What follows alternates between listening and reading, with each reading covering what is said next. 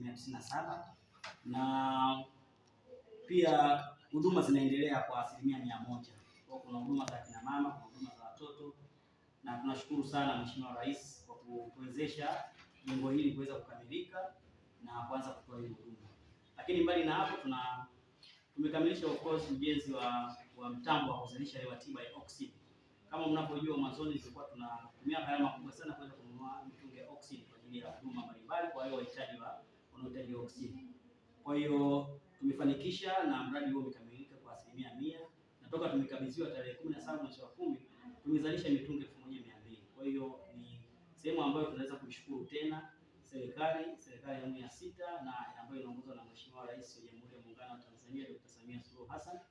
Sasa hivi tunapata wagonjwa wenye uhitaji wa oxygen wanapata oxygen direct kwa sababu tumeunganisha oxygen pipe kwa zile wodi zote. Kwa hiyo mtambo unafanya kazi masaa 24 na unagawa oxygen kwa wale wenye mahitaji. Lakini pia tuna huduma hizi za private ambazo tumezianzisha. Hii tulikuwa tunatekeleza pia maelekezo ya Mheshimiwa Waziri wa Afya Mohamed Omar Mchengerwa kwamba hospitali zote za mkoa lazima ziwe zinatoa hizi huduma za medical tourism. Kwa hiyo tumeanza kwa miundombinu, tukawa na hizi private ward, tuna executive ward, tuna VIP ward na VVIP ward. Kwa hiyo hizi ni huduma ambazo zimeweza kuimprove kwenye taasisi yetu ya Mawenzi. Lakini pia tuna huduma ya uchujaji damu kwa wale wagonjwa ambao figo zao zimefeli. Kwa hiyo tunatoa hizo huduma takriban miezi minne ambayo tumeanza, tuna wagonjwa almost 15 ambao wanapata huduma hapa. Na kwa bei elekezi ambayo tumeagiziwa na Mheshimiwa Waziri kwamba isizidi 160 kwa kila mgonjwa kupata hizo huduma.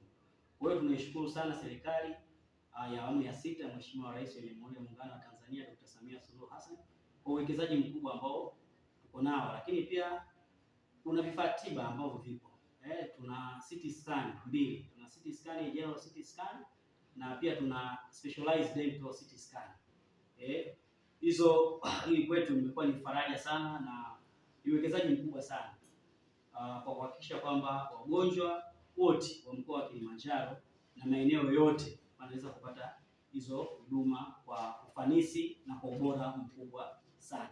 Kwa hiyo kwa kusema hivi niweze kuwashukuru sana.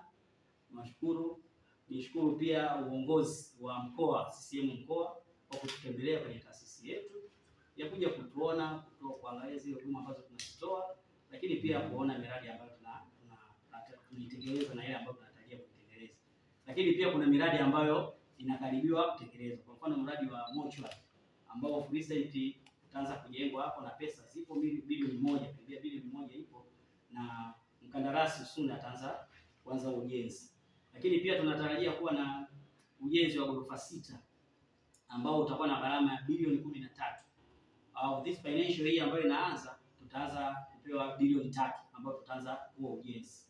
Kwa hiyo na pia kuna mradi mwingine wa OPD Modern Complex. Tutakuwa na OPD ni idara ambayo inatibu wagonjwa wa nje. Itakuwa ni modern ambayo itakuwa na full equipment huko zitakuwa huko ndani. Kwa hiyo itakuwa ni uwekezaji of course mkubwa sana ambao tunashukuru sana wizara, tunashukuru sana serikali na wizara kwa ujumla kwa kuhakikisha kwamba haya yote yanatekelezeka, na ni kwa sababu tu wananchi wote waweze kupata huduma za ufanisi za ubora kubwa sana. Kwa hiyo kwa kusema hayo tunashukuru sana.